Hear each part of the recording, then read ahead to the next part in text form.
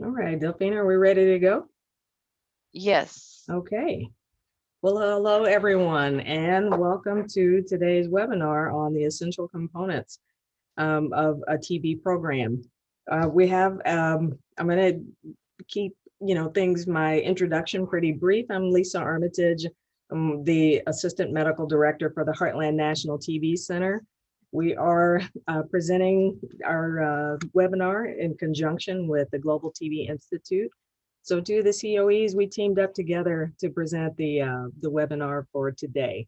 We have an impressive lineup of speakers, and we asked the three individuals that you see on the screen in front of you specifically to come and speak for us because they are pretty much the engine behind getting this document not only put together, but done. My first experience with this particular document was with, with Barbara Cole, one of the members of ASET that had finished his term on ASET, had rolled off and had this particular document in stacks all over his living room. So Barbara Cole, took the responsibility of picking up the document and working to move it through to get it to completion. And we have Diana Nielsen, who is who just threw heart and soul in with Barbara and getting the document done. And then Dr. Terry Chorba, who was able to push it through all of our CDC maneuverings. So I don't want to spend a whole lot of time. I just wanted to let you know that pretty much we pulled out the big guns and the heavy hitters for this particular webinar, but to tell you a little bit about them, on your screen before you see Dr. Terry Chorba. Dr. Chorba is the Chief of the Field Services Branch of the Division of TB Elimination at the CDC, and as he says, he's going to be dressed like he is for clinic. He's actively engaged in patient care and still sees patients with all of his other responsibilities. In the middle of your screen, you see Barbara Cole. Barbara is a TB controller for Riverside County Department of Public Health and the standing chair for current chair for the Advisory Council for the Elimination of Tuberculosis, or ASET. Just a pearl, she recently received the 2020 NTCA National TB Controllers Association President's Award. And last but not least, Dr. Diana Nielsen is the Director of Medical Affairs at the Bureau of TB Control at the New York City Department of Health and Mental Hygiene. She has extensive knowledge of complex TB issues and is responsible for the development of policies and procedures related to TB in New York City. She also sees patients at the Fort Greene Chest Clinic in Brooklyn. And before we roll over to having Dr. Chorba start his talk, I want to thank NTCA for partnering with us and with the two centers to make this webinar happen. And without further ado, we will kick off to Dr. Chorba.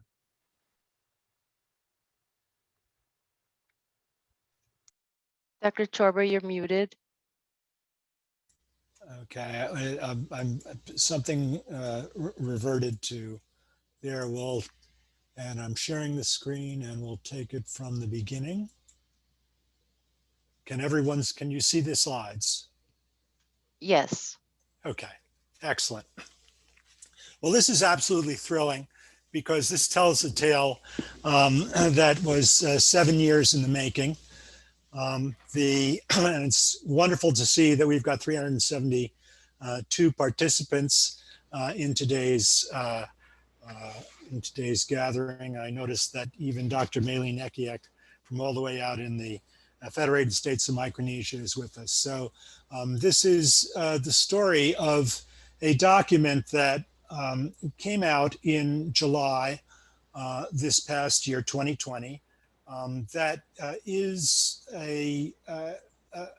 should be an essential components 101 of what the pieces are one needs for a TB prevention and control program. This was a collaborative effort of ASET, NTCA, and CDC, and was on the basis of experience and expert opinion on approaches to organizing programs engaged in diagnosis, treatment, prevention, and surveillance for tuberculosis at state and local levels. And so my two objectives, I have 10 minutes to talk, so my two objectives are to discuss the purpose of the document and to summarize the rationale and the process that we went through for really updating the parent document, which really was a document dating back to 1995. I have no conflicts and I've got nothing to disclose.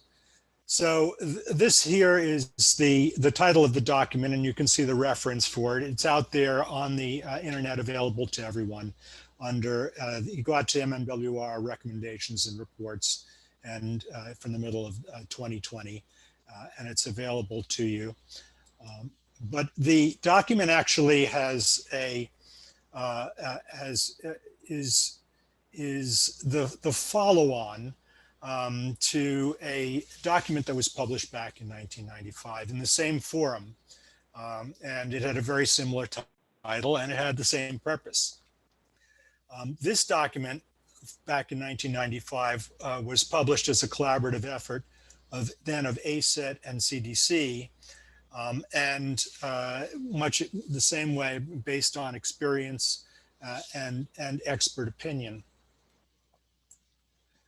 Now, the inspiration for that 1995 document was the observation that TB rates had steadily declined in the United States for decades, but then from 1985 to 1993, there had been a 14% increase in TB morbidity.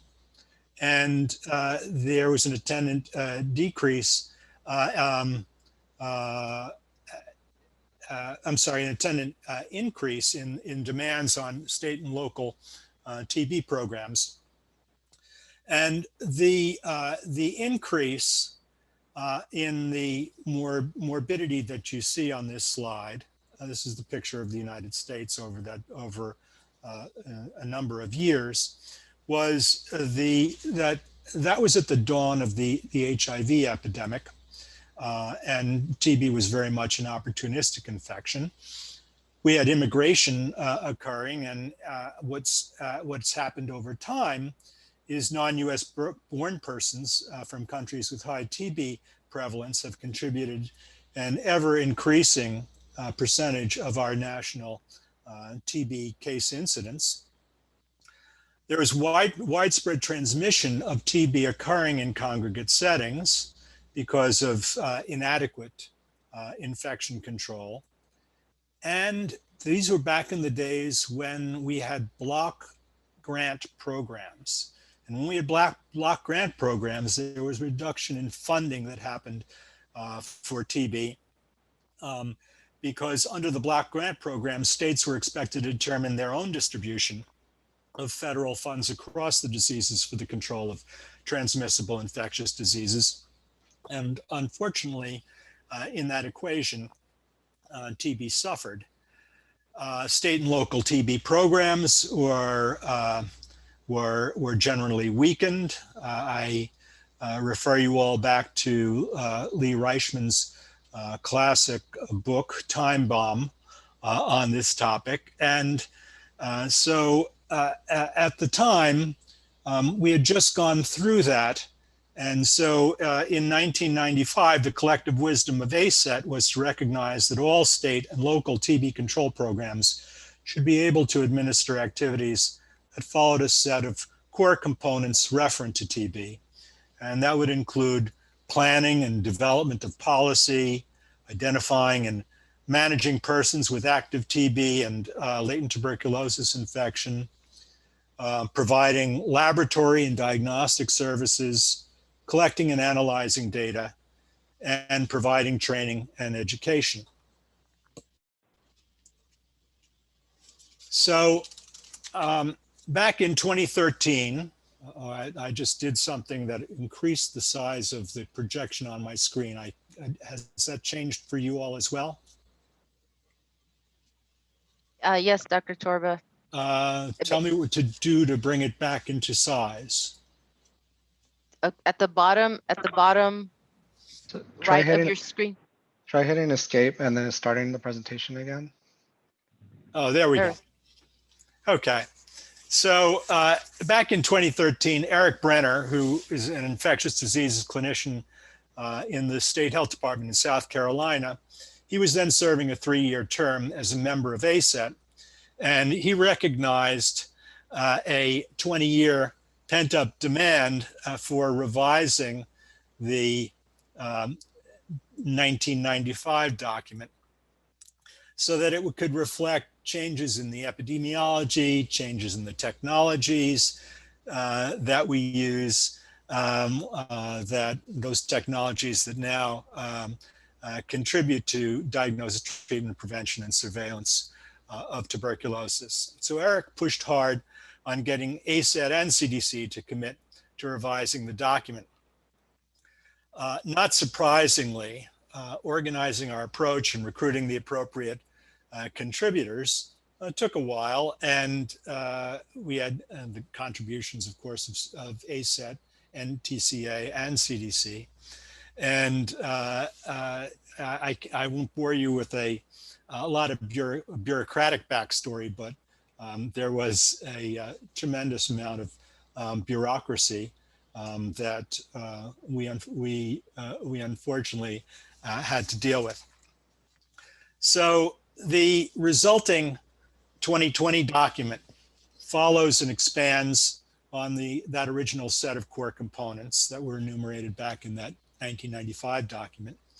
And the activities that programs should be able to administer include all of the following: preparing and maintaining an overall plan and policy for TB control, maintaining a surveillance system, collecting and analyzing data, participating in program evaluation and research, prioritizing TB control efforts, ensuring access to recommended laboratory and radiologic tests, identifying, managing, and treating both the persons with TB infection and their contacts, managing those with TB disease who are being evaluated or persons who are being evaluated for it, providing TB training and education, and collaborating in patient care and other TB control activities.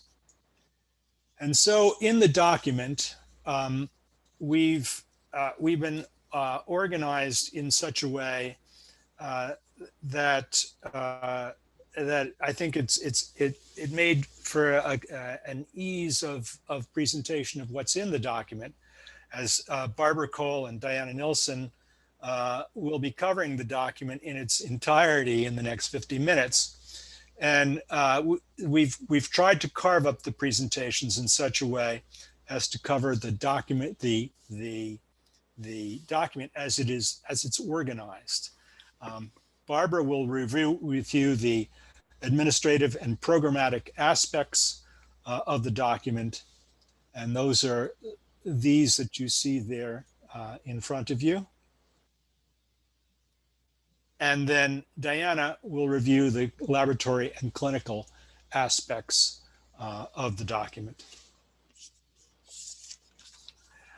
Now, although the document provides the reader with this 27 pages of an overview of essential components, what's lost on the casual reader is a large set of supplementary appendices.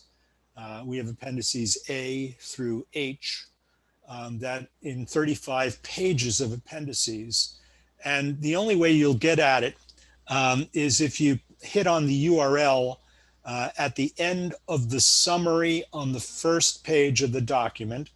And that summary, that URL resides, the material in it resides in the CDC stacks. What is the beauty of this?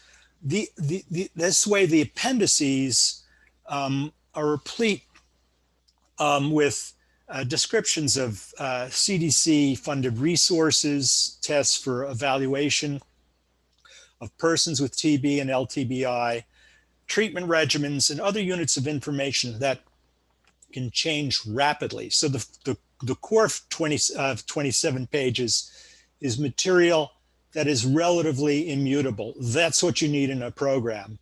And what's in the appendices then are units of information that can change rapidly. And we agreed that they should reside online. These you can see these are the materials in appendices A through H, where we would want to be able to go back in and change the information in a way so that one accessing, going by way of PubMed to the MMWR recommendations and reports, reading in the article, if one went out into the appendices, they wouldn't be frozen in time. We intend on doing our best to address keeping those appendices up to date. And with that, I'll yield the floor to the next presenter.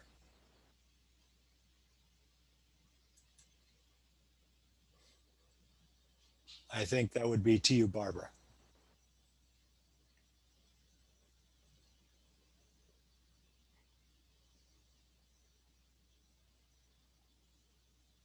Good morning and welcome, or afternoon, depending on where you are in our country. I will be speaking next, and Delphina, are you raising up my slides? Yes.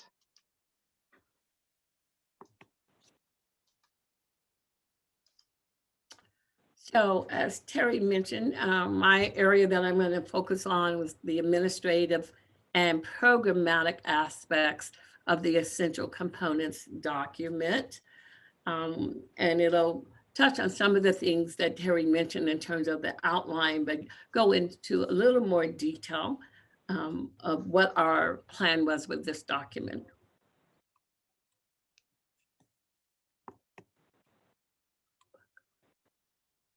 All right, my specific objectives are to explain the recent updates to the essential components of a public health TB prevention, control, and elimination program. And key is that we added an elimination program, because ultimately that is our goal is to move towards TB elimination. My second objective is to outline implications of the report as part of an overall framework for the core functions of a TB program. Please note I have no conflicts and no disclosures.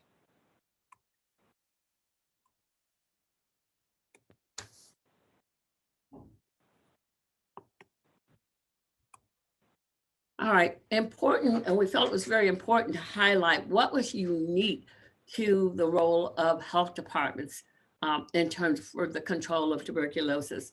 Certainly, we share responsibility for our care of patients with primary care physicians, community health centers, different settings in terms of the clinical care, but a specific role and responsibility for health departments is applying public health laws for the control of tuberculosis while still ensuring due process for our patients.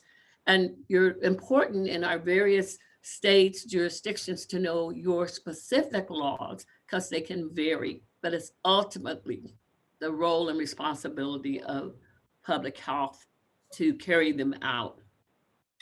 Another aspect under health department, if we don't ensure that we carry out these administrative tasks, such as ensuring funding, dealing with our budgets, dealing with required reporting, if those are not completed based on established guidelines, then we're going to have difficulty really implementing our TB prevention, control, and elimination program.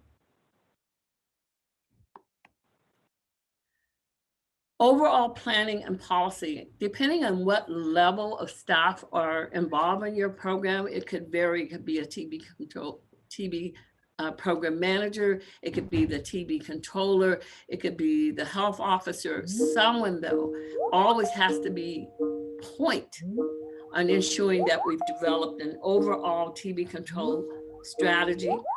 There should be written policies and procedures that provide guidance and oversight to local facilities and practitioners involved in TB control. Again, public health cannot do this alone. We need all our various partners, but we should be the lead, identify strategies, share written guidance, and really provide oversight to our partners in the private sector, primary care clinics, et cetera. We do, as public health, have an oversight responsibility, irregardless of the setting where the patient is being seen. Another role for public health, obviously, is our surveillance and reporting of persons with suspect or confirmed TB. I think one universal process for the US, of course, is our report of verified case of TB, where we, in our respective jurisdictions, are reporting cases to CDC, and lots of indices are provided that assist us in maintaining our surveillance system. We need to be responsible for disseminating what is reportable to our partners in the private sector to ensure timely and accurate reporting of persons with suspect or confirmed TB.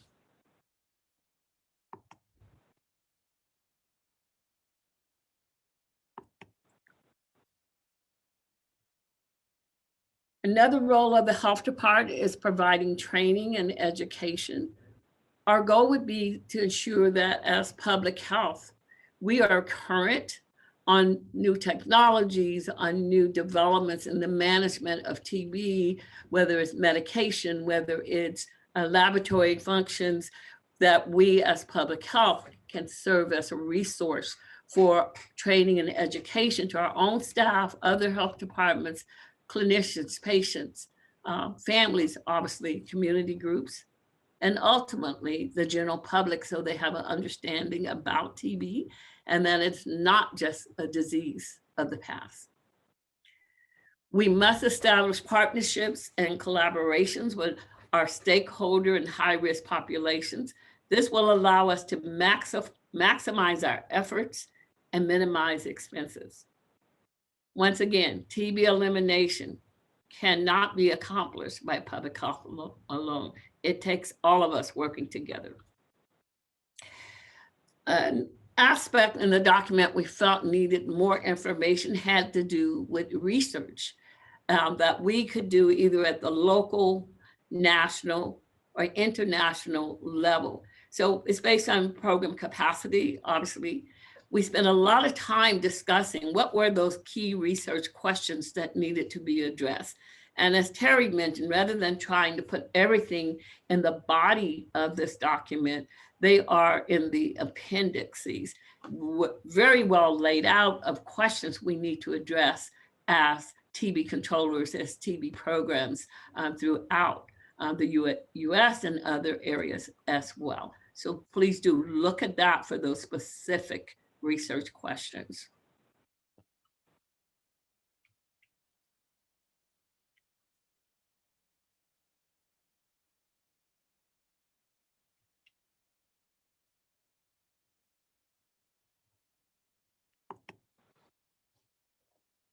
I'll continue with programmatic aspects of this document, and Terry mentioned some of this: data collection, analysis, and management. So we all need to have a system of how do we routinely collect our data. And it's useless if we don't have a plan for how we're going to analyze trends within our jurisdictions of each program, and then apply that information for policy development, planning, and prevention efforts. Once we've done that, we all should be geared to looking at program evaluation and quality improvement. So as we look at our data, where are our gaps? Now, we would all like to think, obviously, we're doing 100% of everything right. Obviously, there's no perfect program, and there is always room for improvement. So have your data, analyze it. For jurisdictions with epidemiologists, they can play an important role in assisting with our analysis as well as program evaluation. And then we need a plan. We found a problem. We want to implement our quality improvement process. And then, of course, you close the loop by going back and seeing if you made a difference. Did you address that gap? is it better? And it's not just looking internally, we want to look externally as well so that we can provide guidance for improvement.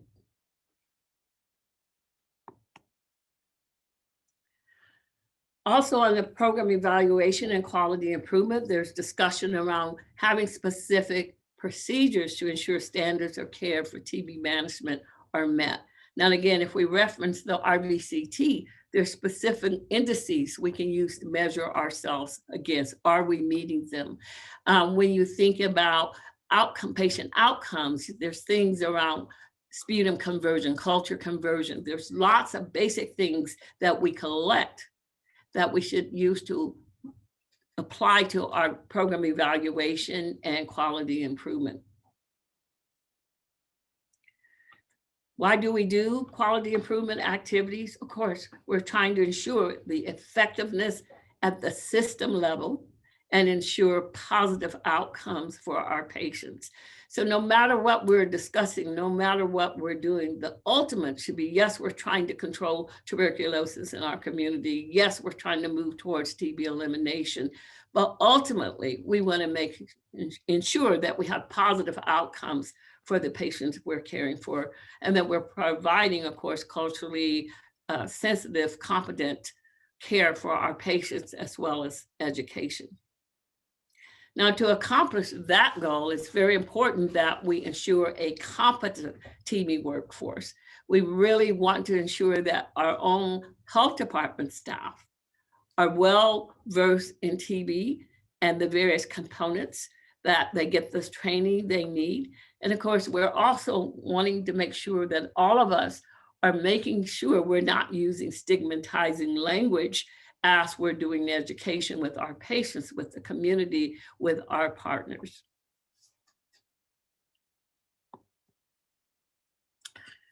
Now, core public health functions and essential services. So this diagram is intended to show how we interface, how we can interface with other public health core functions. So if you look at this chart, on the outer perimeter, you will see assessment.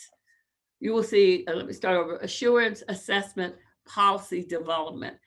And within our TB control process, we can apply these principles. So under assurance, you're going to see things like we're linking patients to care. If public health doesn't have a TB clinic, how are we assuring that they get seen? You can see assure competent workforce, because if our staff aren't competent in the things they need to do around TB control, that's going to impact patient care. You'll see enforced laws. Again, unique feature of public health is enforcing the public health laws. And again, each jurisdiction, each state has to know the laws in their particular area. And then evaluation goes back to our quality program evaluation, quality improvement. If you don't evaluate what's going well, where are the opportunities? Who hit my slides? It just jumped ahead. All right, I don't think I'm out of time yet. Can we get back to where I need to be? It just took off on its own. My apologies for that.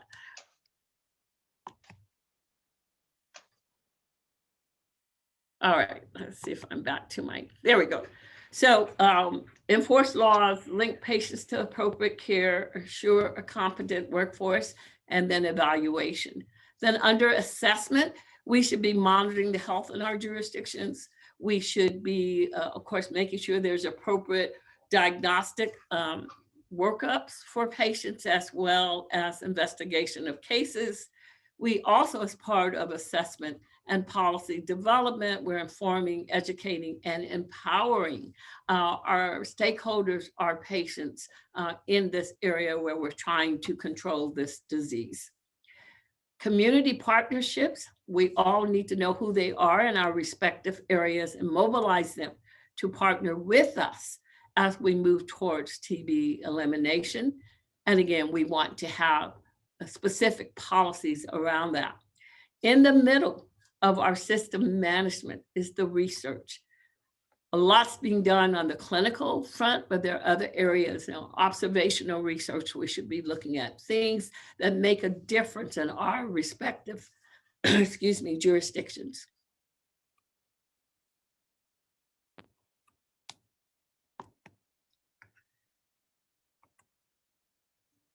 This just puts it in a different format so you can think through as you look at your programs, how you might apply these principles. So again, under assessment, the public health function, monitor health status to identify and solve community health problems, diagnose and investigate health problems. So if you take it from there to TB control, then you're seeing we're applying TB case surveillance, disease trends, and we need to really be doing surveillance around newly diagnosed LTBI or latent TB infection. Another core public health function is the policy development. And you'll see on the right-hand side, the general public health function, but then on the left, and then on the right, you're going to see the things that are specific to TB control. So part of it are RVCT indices, really do help us identify areas of potential action. Are we not meeting the percent of people that should complete treatment within 6 months, within 9 months, within 12 months? All of those things. Are we not meeting culture conversion indices? How many people are identified as contacts and being evaluated? All of these things are very important as we look at our overall public health function. I think all of us are used to doing something around World TB Day so that we can use that as a way to educate our stakeholders about TB. And there's still a lot of people that think of TB as a disease of the past. It is still very much with us. So we want to ensure our stakeholders as well as our medical community see us as a resource on TB management. Our assurance function, and remember, these are global public health core functions, but we applied it to what we do as TB control, and it's part of the appendix in this document. So I mentioned the laws and regulations, linking people to needed personal health services, and of course, making sure healthcare is provided when needed. And we know today there's so many other comorbidities that present a problem and impact our ability to manage TB, whether it's the new COVID-19, where we're seeing people with dual infection, whether it's Hep C, whether it's HIV, diabetes, substance abuse, all of these things impact our ability to provide appropriate care. And this again is where knowing our workforce is competent and can assist and educate and make appropriate referrals for our patients so they get the care they need. Under research as a core public health function, if you translate that to TB, one of the things we have, and most people I believe receive these reports, is the genotyping reports that we get to identify clusters and outbreaks. So that's a tool we can be using to identify potentially unrecognized, unknown outbreaks in our jurisdictions. And then again, completion rates. So today, a lot of us use in-person DOT, there's video DOT, there's asynchronous DOT. Evaluating which methodology gives you the best outcomes in terms of completion rates is another way of basic research we can do at our individual jurisdictional level.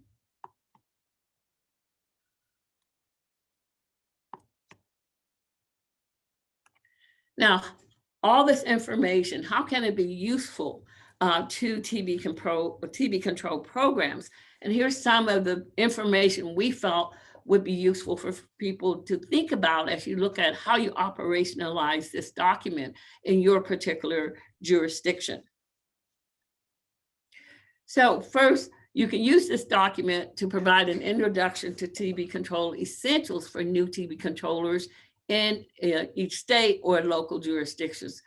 The core components are those things that, as our work group felt, as this document reflects, is something we all should have. It's core to what we do. It's essential to what we do as TB control. So someone that's a new TB controller hopefully can refer to this document and have a general idea of what the core functions are. Look at the appendices, for instance, and say, here's a new TB program manager. What is that person's core responsibilities or key responsibilities? So it can be used in that manner. It can be shared locally with your leadership within your department when you're saying, here is what we need to have an effective TB control program at the local level. It also can provide a frame of reference to policymakers. So whether you have a board of supervisors or city council, whatever that policymaker group is in your jurisdiction, this can be used to show them, here's what we need to be able to do. And if you tie it back to your program evaluation and improvement, you can show, okay, here's the things where we have gaps. Here's why we need additional funding to fill those gaps. Here's why we need different type of staffing. Maybe a program does not have an epidemiologist or does not have a social worker. You can use this to say to policymakers, here's our gap. Here's our proposal for filling that gap. And here's how we're going to document improvement in this area. So it's another way to use this document. Now, utilization also is intended to allow you to clarify and articulate the rationale for the essential components. Tying back to what I said, looking at decision makers, right? Whether they're within the health department, in the legislative arena, who is allocating financial and personnel resources to TB program. So maybe in your jurisdiction, you have different areas. TB might be a standalone program. It might be part of a broader program of disease control that has, say, other communicable diseases. It might have STD and HIV. So how do you as TB look at, how do we maximize funding to ensure these key components are able to be carried out? Ties back to your program evaluation, process improvement, and then re-evaluating, did you make a difference? The document can also be used to educate colleagues or others about the structure and function of TB control programs. Now, we realized as we worked on this document, not every local program, state program are outlined or organized the same way. So you look at this document and think, how does it relate to your current structure? Are there areas that perhaps could be modified to make better utilization of the document? But the bottom line is we need to know our own area and then see how we can use the document to educate our colleagues, our stakeholders, about the core functions, the essential functions of TB control programs.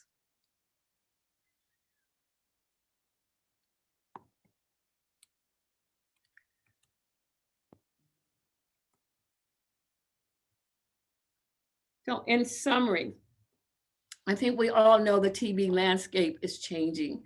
And we look at our statistics and we see that although the number of cases and case rates in the United States have declined, the acuity of many patients has increased. Whether it's XDR, MDR, I mentioned some of the comorbidities, COVID-19, HCV, HIV, all of these other things that can impact the management of TB, the recovery of TB patients. And I think most of us are seeing more and more people experiencing homelessness. And all of these factors present challenges for clinical and case management. I think on the other side of that, though, in terms of challenges, is for us to be looking at what opportunities has COVID-19 brought. Can we maximize or expand some of those principles to address some of our issues, address our TB area? If you think increased telehealth medicine, lots of things. You see some of the positive from this devastating disease that we've been dealing with as we look at how do we improve what we're doing with TB control. Changing the technology, so we know lots of new types of tests that help with more rapid diagnosis. So that's been beneficial. Shorter course treatment, whether it's for LTBI or active TB, we have more options in terms of treating patients. Prevention, so important as we look at how do we use technology. Prevention might be simply using video DOT, even for LTBI, if your jurisdiction has the resources to do that. If we do not treat LTBI, latent TB infection, then that's the reservoir, and we're hard pressed to really move ourselves towards TB elimination, which is the ultimate goal, both at the local, state, national, and international level. And that's where our surveillance comes in, really looking at what's happening with our disease trends, really looking at, can we do surveillance around LTBI and monitor what's happening in that arena as well. And then ultimately, as we look at moving ourselves towards TB elimination, it's important that we utilize resources such as the Essential Components document. This will assist TB programs in facilitating an effective public health, TB prevention, control, and yes, ultimately, TB elimination program. Thank you very much. There's my contact information. We'll move on to our next speaker. Right. And thank you so much, Barbara, for that outstanding talk. And thanks, Terry, for the setup for getting us to how we landed to where we are. If you have any questions, I'm going to ask you to go to the question and answer box and put your questions in there. For those of you who submitted questions ahead of time, thank you so much. We'll probably start with some of those. But if you have other questions as we've gone along, we wanted to let the speakers keep their flow and finish up their talks. So we're holding questions till the end. But if you have any questions, please go over to the question and answer box. Or if you have a comment you want to make, please drop it in the chat box. Thank you.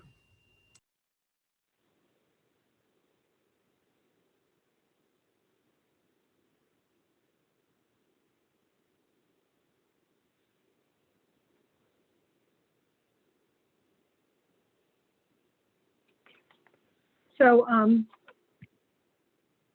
I'm going to talk about the clinical aspects of the Essential Components document. And my slides are going to be basically the grand tour of the document. Many topics with highlights from each, and I'm going to try to tell you what was in the original document and what's new.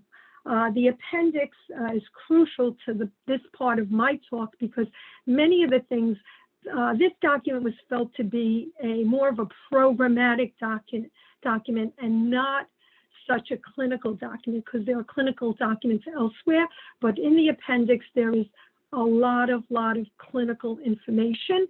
So that's why you should take that website that Terry mentioned in the beginning and look into that. The appendix is actually longer than the actual document. And then I have a slide set that has many hidden slides that's really gone over the latter part of the document that based on may be available to you. It's if once this talk is over. So let me begin. Okay, the grand tour. Okay. So we're going to talk about laboratory and other testing, identification, management, and treatment of persons with LTBI and people with TB disease.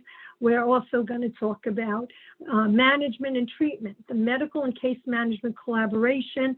We're going to talk about clinical services, clinical consultation services, drug-resistant and MDR TB, referral systems, TB care in inpatient, outpatient, other clinical settings, and epidemiological investigation. Okay, Barbara showed this slide. Everything that we're going to talk about are part of essential core public health functions and services. All I'm going to start with laboratory and other testing. Everybody in the audience knows there's two types of immunological-based testing for detecting MTB infection. There's IGRAs, which are either performed through QuantiFERON TB Gold Plus or T-Spot, and they differentiate between infection with MTB versus the effective BCG vaccine and other NTMs. They allow identification of TB infection regardless of BCG status, and they may be used for patients older than 2 years of age. I put that in highlight because in a few slides I'm going to go over some little idiosyncrasies in the document.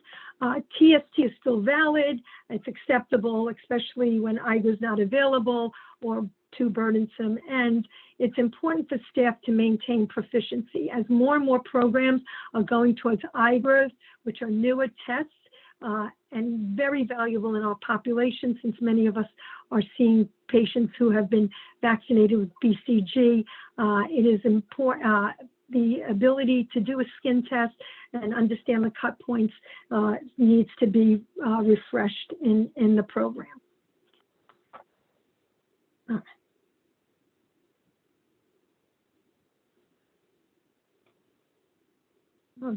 Okay, so QuantiFERON IGRAs are the preferred method of testing for persons who have poor rates of returning to have their TST read, or persons who have received BCG vaccine, and yet they are still plagued by processing of the specimen within a certain time frame.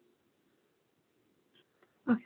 So with regards to TB testing in children, according to the 2017 ATS, IDSA, CDC guidelines, TST is the preferred method of testing over IGRA for children less than 5 years of age, although an IGRA is acceptable. In 2018, the American Academy of Pediatrics, in the Red Book, changed its recommendations to preference for IGRA over TST for children older than 2 years of age. So I put this out there so that either test is acceptable, and the document reflects this. This is box 5, which shows the criteria for TST positivity by reaction and duration and cutoff levels and risk groups. And this based on cut points of 5, 10, and 15 millimeters, and this is in the actual document. I'm not going to belabor this document, this box, because most of the people in the audience understand this. And here in the appendix is table E1, and it compares IGRA and TST. Again, I'm not going to go over each of these individual things, just so you know it exists. Just so you know it exists. Hold on. Oh my gosh. Okay, just so you know that it exists, and that it's in the appendix. Now, in the appendix, there are diagnostic tests.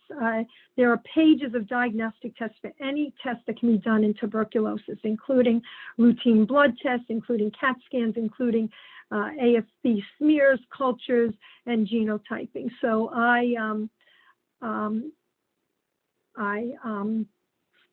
and so I have just taken a few of the ones that I think are very important. Okay, so we start with AFB staining, smear. It's rapid but has low sensitivity and specificity, and it does not distinguish MTB versus NTM. Culture is the gold standard. It's slow, takes a long time, 1 to 8 weeks, and drug susceptibility testing, either through midget or conventional agar plates. Now, newer molecular tests for TB rapidly identify both MTB and the genetic markers of drug resistance. So those are nucleic acid amplification tests that are PCR-based, such as GeneXpert.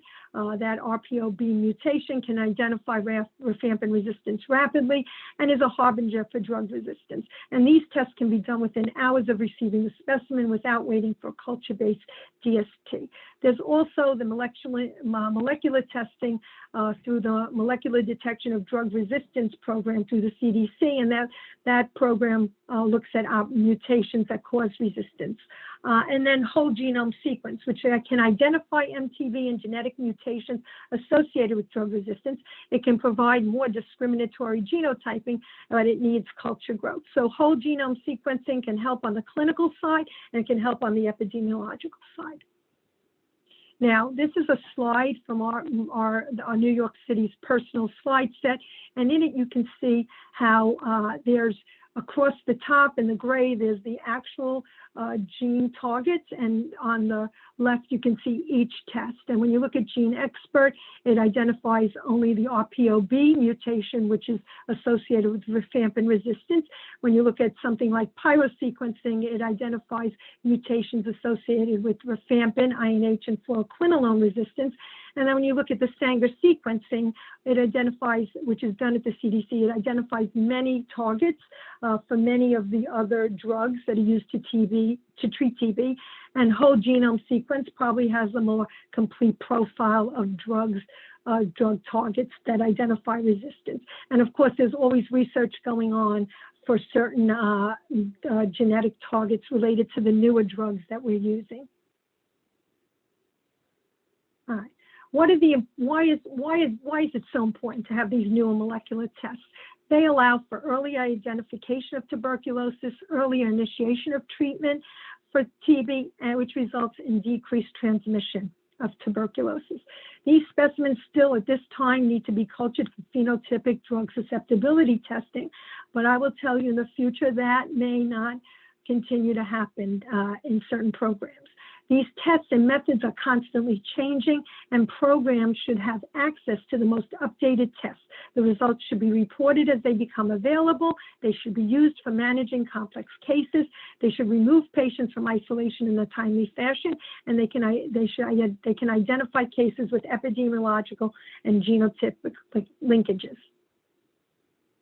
Now, switching gears, again, the world tour, identification, management, and treatment of persons with LTBI. Everybody in the audience knows what LTBI is and that it can persist for decades. And 80% of active TB is thought to be caused by reactivation of LTBI. And the focus has shifted to identifying and treating persons with LTBI in order to eliminate TB. When the original document was written, we would have to remember that we were in an outbreak of active TB disease. So now, in the current state that we're in, we are trying to shift our gears from a programmatic level to try to, hopefully, if a program has the resources, to try to eliminate TB.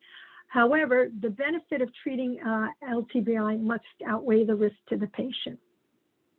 Now, when should we test for LTBI? When a diagnostic evaluation can be performed, therapy can be prescribed, and therapy is likely to be completed. Now, this has some implications for what I'm going to talk about with the new drug regimens for LTBI.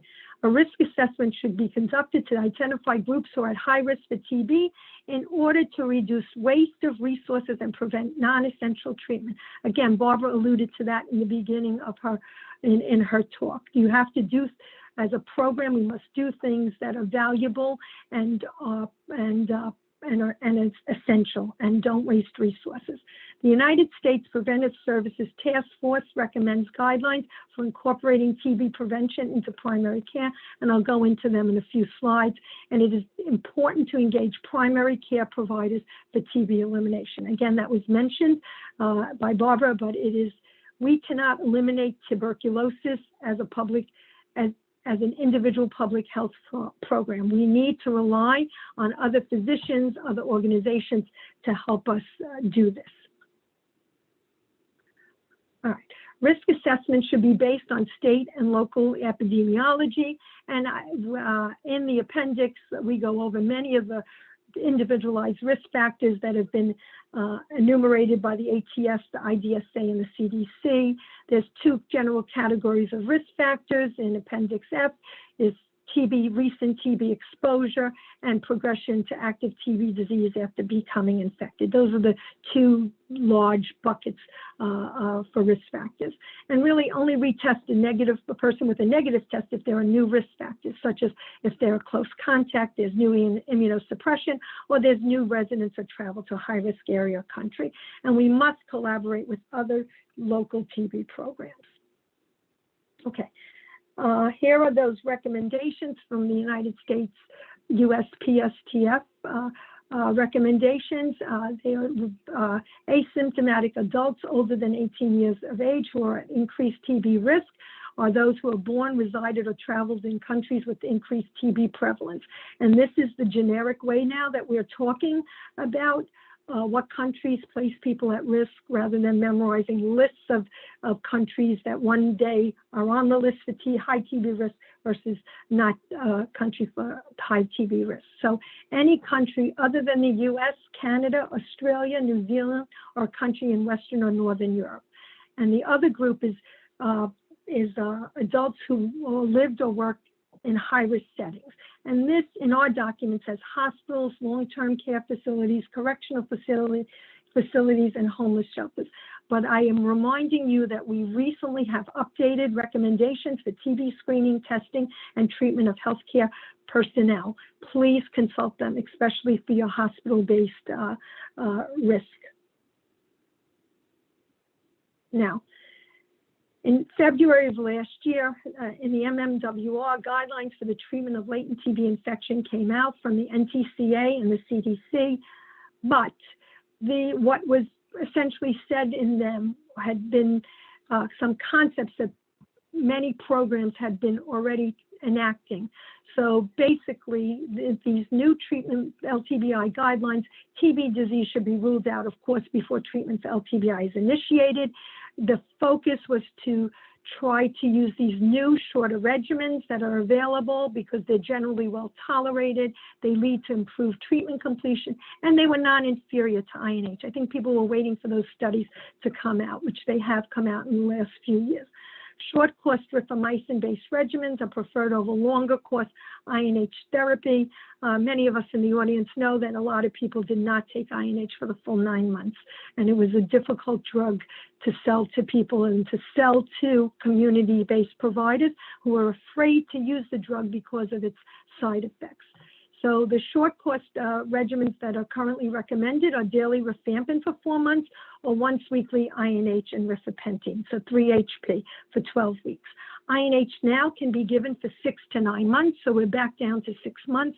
For those of us who have been doing this for a long time, that was the original recommendation in the early 90s. So it's back to 6 to 9 months. And we can also give a regimen of 3 months of daily INH and rifampin. However, this regimen is not really routinely used by most public health programs. It's used in certain circumstances, such as when there may be some old fibrotic disease on an X-ray. All right. Here's the table from Appendix F1 that really summarizes all these diseases and their dosages. All right. Again, switching gears. Now we're going to talk about identification, management, and treatment of persons with TB disease. Now, the services should be available for TB control that should meet the needs of the community, and they can be provided by state or federal funding, and patients may be treated by other entities, but the health department should monitor all activities, and we are ultimately responsible as the health department for ensuring that patients complete care. And Barbara alluded to this from a programmatic point of view. All right. Public health goals of TB patient management are we want to initiate treatment promptly, ensure treatment is completed and disease is cured, reduce transmission, and prevent development of drug-resistant TB. These goals are achieved through case management, and the TB program needs protocols in place for successful case management, and the program, alongside the healthcare providers, should ensure that the patient completes treatment in a timely manner. These principles that I just mentioned are all from the original document, okay? So with respect to identifying persons with clinically active TB disease with diagnostic methods, TB programs should be familiar with and have access to new diagnostic tools, such as blood-based IGRAs, NATs, and others as they become available. And sputum and other specimens should be collected and tested as soon as possible for AFB smear and culture, and also for rapid identification with nucleic acid amplification tests and molecular testing as indicated. This is all new. What's in red is the new recommendations. And of course, the patient should receive a medical evaluation, including chest X-ray, additional imaging, of other affected areas. HIV tests and the medical regimen should be started based on the patient's clinical and epidemiological characteristics. All right. Now, I'm going to get more into the case management aspects of the document. So we in TB have been doing patient-centered case management since really when this original document recommended it, so since the mid-90s. So for us, patient care management is not a new thing. So the patient should have a case management plan, a patient interview, a case management team, a medical manager, and a case manager. Patient interview usually has to occur within 3 days. The case manager identifies themselves to the patient, educates the patient, talks to the patient, sets up the initial interaction between the patient and the health department, and there is a lot of, and elicits contacts. The case management team could be, depending on where your jurisdiction, can be a public health advisor, a nurse, a physician, other administrative public health supervisory personnel. A medical manager is there to provide consultation for the team or to be part of the team, depending on how your jurisdiction works, to ensure that the patients are on the appropriate therapy and to talk to another physician if that's what's warranted. And of course, the case manager is the person who's ultimately responsible for the patient and their treatment and all the things surrounding the case management process. All right. Case management includes DOT, side effect assessment, patient monitoring and adherence, other public health activities. It works closely with the medical care team, either within the case management team or outside of the case management team. And the patient, of course, is educated about TB treatment, importance of adherence to treatment, and importance of identifying those close contacts so they can be evaluated and treated for LTBI. Case management helps ensure that the treatment plan is patient-centered and successfully completed. It identifies barriers to the patient's care, and it is all these concepts are unchanged from the previous document. But we are still doing them, and we know that they are effective in managing our patients. Now, clinical services must be accessible and acceptable to the community served. They should have convenient hours, including evening and weekend hours. They should be ideally located and accessible by transportation. And transportation may need to be provided or paid for. Appointments and wait times at the clinic should be kept to a minimum, and in busy clinic settings, priority should be given to persons with TB disease, persons being evaluated for TB disease, and persons receiving TB medications. Clinic services should be provided regardless of the patient's ability to pay. Many of us have a mandate that we must treat tuberculosis patients irregardless of their ability to pay. Clinic staff should be representative of the community served, and now language interpretation services should be available, and care should be delivered in a culturally competent way. For clinical consultative services, expert medical consultation should be available to the TB program and providers in the community, and these services can be provided by the TB program directly, a regional consultant collaborating with the health department, or the CDC's TB Centers of Excellence. With respect to drug resistance and MDR-TB, these should be considered in patients who have a history of previous TB treatment and who are from countries with high rates of MDR-TB. These treatment can be guided by molecular testing sent to all those different tests that I showed you in that slide earlier. And familiarity with recent developments in treatment is required. I think Barbara alluded to this, that there are new drug regimens, they're all oral regimens, they're being given for shorter periods of time. Injectables are no longer in favor. So all these things have to be incorporated into the program. And again, consultative services are available via jurisdictional MDR consultants, TB Centers of Excellence, and use of the Curry guidelines.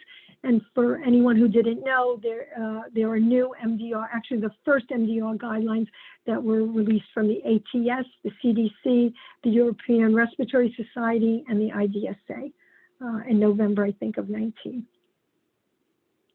A referral system. A system should be in place for patient referrals for other comorbidities. Barbara mentioned some of these: hepatitis, HIV, diabetes. All these things, our patients come in, they have these comorbidities, and then they have other diseases such as high blood pressure, thyroid conditions, which need referral for treatment. If care is received in more than one location, it should be coordinated between the providers to ensure continuity and completion of therapy, avoid drug-to-drug interactions, and avoid duplications of efforts. And the TB program will take primary responsibility for TB treatment, and when referring patients, our program should notify providers if the patient's infectious. TB care in inpatient and other clinical settings, despite everything, the vast majority of initial TB care is still delivered and initially diagnosed in an inpatient setting. So there should be a rapid reporting system that should be in place to alert the health department of new or suspected TB diagnoses. Hospitals should have effective infection control measures with airborne infection isolation rooms. Just remember, there was a lot of transmission that was hospital associated in the early 90s. A lot of transmission of TB because of hospitals and institutions not having the correct infection control measures. Medication should be available. Diagnostic services should be available to monitor response to treatment. Inpatient providers should be taught about DOT and the services that the health department offers, so that when the patient is discharged, the patient can seamlessly be incorporated into the public health program and continue care. And the inpatient services have to monitor for adverse events and other existing or new medical issues. And of course, discharge planning begins as soon as the patient's admitted. So in order for us to set up DOT, set up video DOT, set up an appointment to our clinic if that's where the patient's going to be followed, and make sure that the patient has the proper medications. All right, again, shifting gears, I'm going to talk about epidemiological investigation. Contact investigation. I don't think I have to talk to this room about how important contact investigation is. It's a key component to any TB program and involves interviewing persons with TB disease to identify persons with close and prolonged contact, either in household, close friends, or close work, and these contacts are tested according to established guidelines. Investigation is conducted using a concentric circle model with the initial focus on those at highest risk, and priority, speed, and extent of contact investigation should be guided by the likelihood of transmission to the source patient, environment, and exposed patient, and you can so that we can identify undiagnosed active TB cases in persons with LTBI and treat them. Contact investigation begins as soon as the program is notified of presumed or confirmed case of infectious pulmonary TB. Okay, so of course, we all in the audience know how to conduct a window period, but the actual period has been shortened from 8 to 10 weeks in this document, from 8 to 12 weeks. We have to communicate with non-health department providers to ensure that exposed patients are evaluated in a timely manner and retested after the window period. And those of us that are in the community know that this is sometimes a very difficult concept to get across to non-health department providers. And expansion of the CI after assessing transmission of the closest contacts may occur. Now, genotyping is what's new in this new document. Genotyping is a laboratory-based approach that distinguishes different MTB strains. When combined with epidemiologic data, genotyping can be used to identify persons with TB disease involved in the same chain of recent transmission. It can involve recent infection versus relapse in patients with a history of TB disease. So if the patient has the same strain of TB, it is a relapse, and if the patient has a different strain of TB, it is viewed as a reinfection. It can also identify unsuspected transmission associations, interjurisdictional transmission, the early signs of an outbreak, and laboratory contamination. A cluster occurs when two or more isolates are matched by genotyping methods and suggest possible recent transmission. TB outbreaks. An outbreak investigation is triggered by transmission that is higher than expected, given the population demographics, the local epidemiology, or the strain genotype. What is considered an outbreak depends on the local epidemiology and is relative to the local context and can be defined by either 2 or more contacts identified as having active TB disease, or 2 or more cases that have occurred within 1 year of one another and are discovered to be linked. Usually this requires a surge in public health resources, depending on how large the outbreak is. Now, investigations of laboratory cross-contamination. A false positive MTB specimen is a positive culture that is not the result of disease, but is caused by contamination of a clinical device, a clerical error, or laboratory contamination during processing. Investigation of potential false positive results may be triggered by a single positive culture that's reported. Review of genotyping results. Is it, for example, a lab strain, or are there matching results in different patients and clinical suspicion? The doctor calls you up and says, hey, there's no way that this patient has TB. It's an NTM or it's something else. Okay. Identifying false positive allows for correcting erroneous medical diagnosis and discontinuing unnecessary treatment, discontinuing contact or source case investigations, and correction of the local and national surveillance system. Because a lot of times that single positive culture of MTB allows a case to be counted. So these cases have, if they're false positive, they have to be uncounted. Dr. Nielsen, this is Delphina. You have about 5 minutes. Okay, I'm almost done, hon. If I could ever advance my screen. All right. Source case investigations are triggered when TB disease is identified in a U.S.-born child younger or equal to 5 years who has never lived or traveled outside the U.S. This is a sentinel event for our country. The child, because the assumption is the child must have been exposed recently to someone with unrecognized TB disease.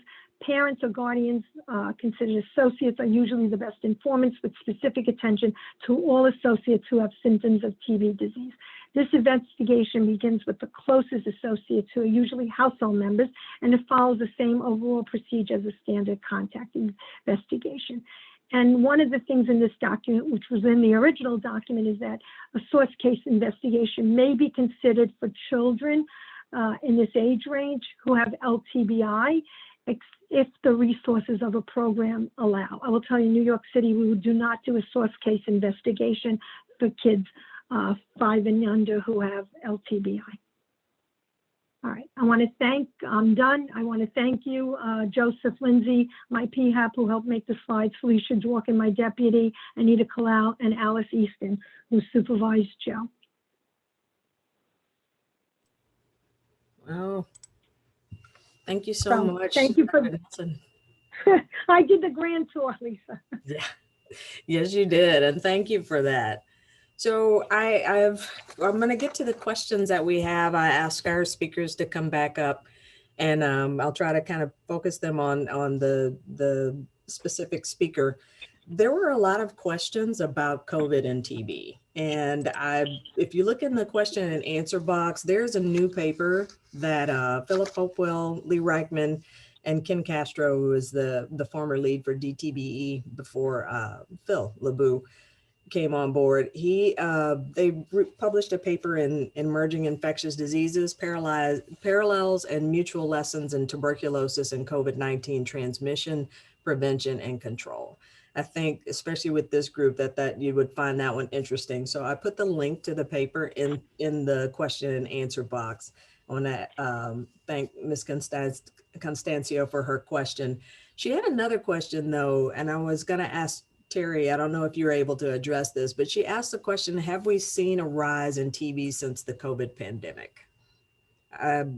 No, unfortunately, with the COVID pandemic, as with so much of the rest of medical care, initially in the pandemic, you saw a tremendous decrease in persons presenting to hospital with myocardial infarction, with motor vehicle associated injury, with appendicitis for that matter. And that reflects the fact that hospitals became somewhat obligate COVID hospitals as opposed to the rest of medical care. People were not coming to medical attention because they did not seek hospital,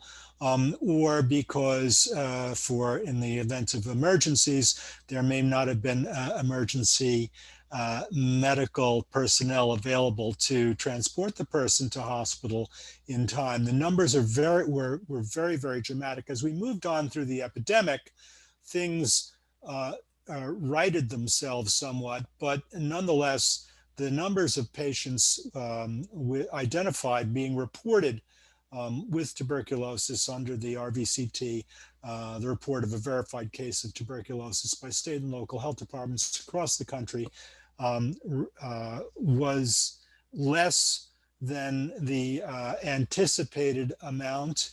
That was true through the third quarter. I can't give you the numbers for 2020, but those will actually come out in preliminary numbers should come out by the end of this next month. But the numbers are lower than one would otherwise anticipate. What may have been lost as well is every year there'd be about 600 persons in the country that would have TB identified on postmortem. And postmortems in general were very much decreased over the course of this epidemic. It just, the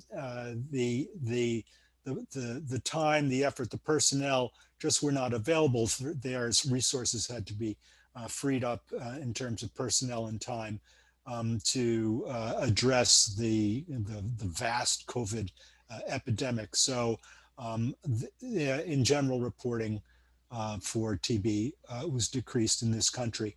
The same is true elsewhere in the world, across from nation to nation to nation.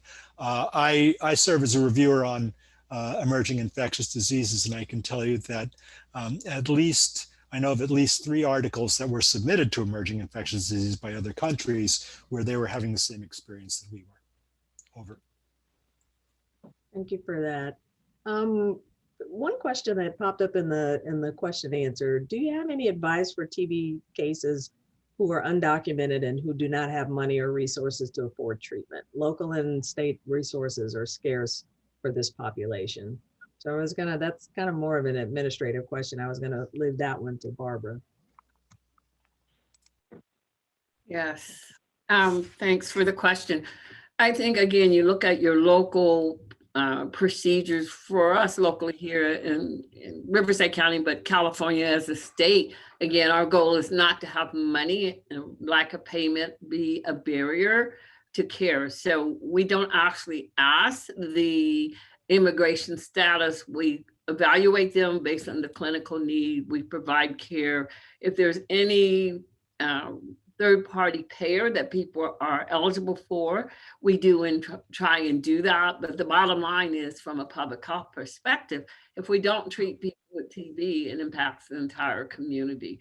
So we treat them anyway, and we try not to be asking, are they documented or not, because that's a barrier for people coming forth for the care they need. Okay. And one of the questions So that, Lisa, go ahead. Lisa, I Barbara. just want to add, Oh, yeah, Diana, I'm Diana, sorry. I just want to add, in New York, we have to, provision of TB care is required under state and city health codes, so we must provide for those services.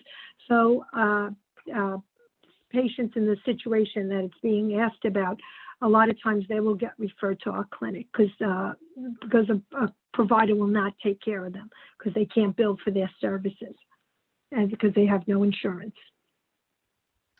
Diana, while I have you, here's a question. How can a program best use an epidemiologist?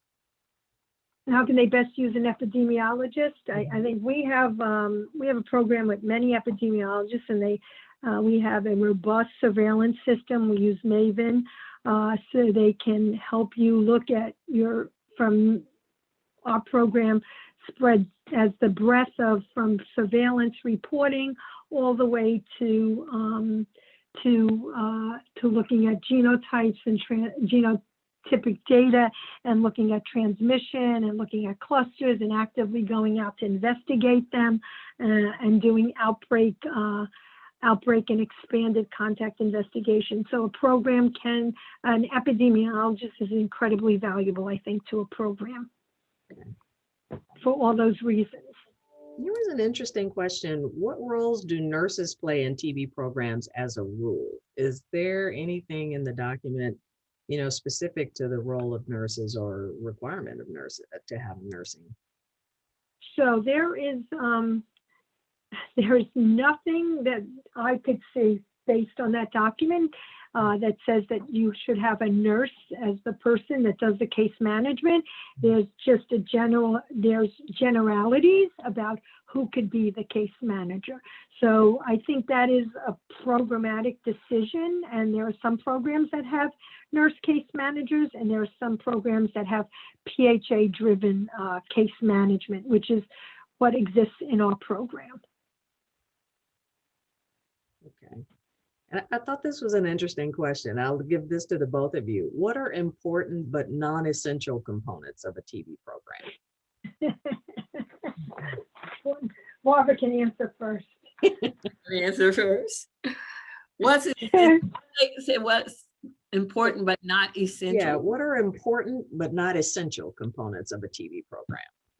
I think one of the things that is important is really the work environment, right?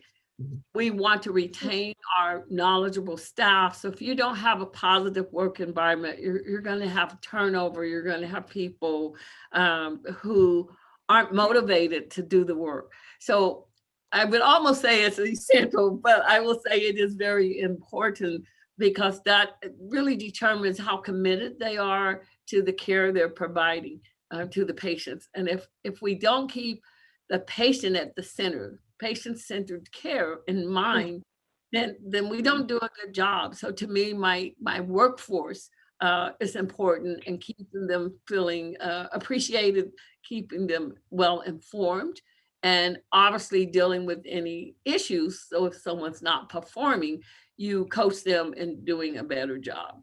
Okay. Diana? I think it's an interesting question, because the document is written as if everything is important. And I think that depends on, I think, of course, surveillance and treatment of disease, those things are very important, right? So if you look at how do you prevent TB, how do you eliminate TB, it's going to be treatment of disease and rendering the patient non-infectious, right? So all the public health aspects of treatment, how you ensure treatment is done, whether you do it yourself. It may not be essential that you do it yourself, but you may have to either contract out or work with people who are doing it. And then treatment of, those would be, I would say, looking at your epidemiology, counting your cases, taking care of your disease patients, doing your CI, right? Ensuring DOT. So what is doing case management? Those are essential things, I think, right? But of course, when you do those, you have to make sure they work. So what is more essential than others, I think is something that people grapple with. Is research essential? Well, yes, it is, but is it as essential as the actual day-to-day taking care of taking care of clients and having a program? I think that depends on your program and the resources you have. I think all this is resource-based. Okay. And Terry can answer that. What does the Terry? CDC think is essential? I think everything that we had in the document we think of as being as being essential. Unfortunately, resources are limited, and so one has to indeed prioritize where one's resources get spent. Obviously, patients who have active disease become the primary resource. Persons who have or contacts are then fall into perhaps a close second category, and then persons who have latent tuberculosis infection. If we are going to try to achieve elimination, we have to be as aggressive as we can, and the degree of aggressiveness, of course, is again dependent as well on the amount of resources that one has available to one. And that leads to one of the questions in our Q&A box. What have you found to be the most effective tool in encouraging private providers to treat TB infection? I'll take that. I think these shorter course rifamycin-based regimens are very attractive to providers. Okay, I think the idea of dealing with 9 months of INH and someone could have liver failure, we kept hearing this when we've done a lot of our outreach. So I think the ability to offer shorter course regimens that are just as effective, that are non-inferior to INH, is promising to people. That said, there are drug-to-drug interactions with a lot of the rifamycins and many of the other drugs, but I do think that that's been more of a selling point. I think this 3 HP, other jurisdictions have found it very helpful to give people, patients 3 HP. It's not really worked as well in our situation, but I think that's also another option. So I think the shorter course regimens and explaining them and going over them and going through, there's a lot of data now about them, is helpful to convincing people to possibly treat a latent TB infection. I want to just put in a plug. We're working on a product from out of our COE that actually goes through all of the billing and coding to get paid for, for testing and for management, because we just know that we may do a lot of things out of the goodness of our hearts, but we're kind of a rare breed in public health. So we're hoping that'll work. But you think taking another run at the private providers with the shorter regimens, safer regimens, and letting them know that would be effective. Yes, and knowing the billing codes, Lisa, all that stuff that, we worked on that. We've had some discussions about that. I think that's crucial. They have to be able to bill private provider. This is a huge issue that providers need to be able to bill for the services they render. Otherwise, they won't give them. So I think once you show them the billing codes, and there are already identified billing codes for certain things with latent TB infection, I think makes it a little more palatable for them to do. Of course, the rheumatologists are doing it for people, for patients that are on TNF alpha blockers, because they know that they've gotten burnt by that situation. But I think the rest of the world, for the general population risk patient, it might be a hard sell to get providers to treat them unless there's some incentive. Right.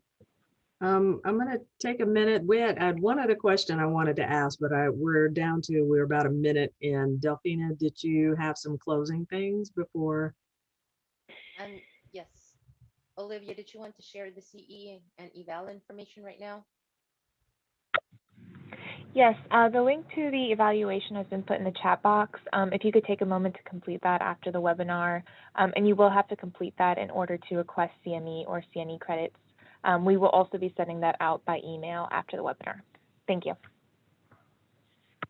Okay, and so we have like 1 minute left, and if I have 1 minute, I wanted to thank the speakers for coming in and delivering an outstanding webinar. This is exactly what we had hoped for when we had you come out. We asked you to come out. The only regret I have is that we could not invite you to come with us in person, take you out on a river walk and feed you margaritas and salsa, but hopefully at some point in the near, these type of meetings will get to be a thing of the past, and we'll be able to get together. But I just wanted to take a moment to say to each of the speakers how much we appreciate you coming in and highlighting the document. This is definitely, I've just in the time that I've seen it, try to get pushed through, and the amount of effort that it has taken on the parts of the three individuals who spoke to, so eloquently to the contents of it. Just, impressive that the document got completed, impressive that there are the addendums that are there that will, the goal is for change in real time to see a document that actually lives and actually, maintains utility. So we'll stop there and just say thank you again for everyone for joining us, and thank you to the speakers for coming out and enlightening us on the document. Do you have any parting thoughts that you want to impart? I will cede the floor to the three of you. I will just add, thanks for the great questions. Maybe we have to think more about what's important, but it's not essential in the next revision of the document. So that was a great question. Thanks everyone for participating. And I think it gives us more to think about the next time we review the document. Thank you, Lisa, for organizing this. Absolutely. Delphina, anything else on the closeout? Now, just to let everybody know that the presentation slides as well as the recorded webcast will be available on Heartland's website, as well as GTBI's website. We will email all participants a notice once they are ready and up on the websites. Yes, slides got real popular. So. All right. Well, thanks again, and I want to say sign off to everybody and sign off from there. Bye-bye. Bye. Thank you all.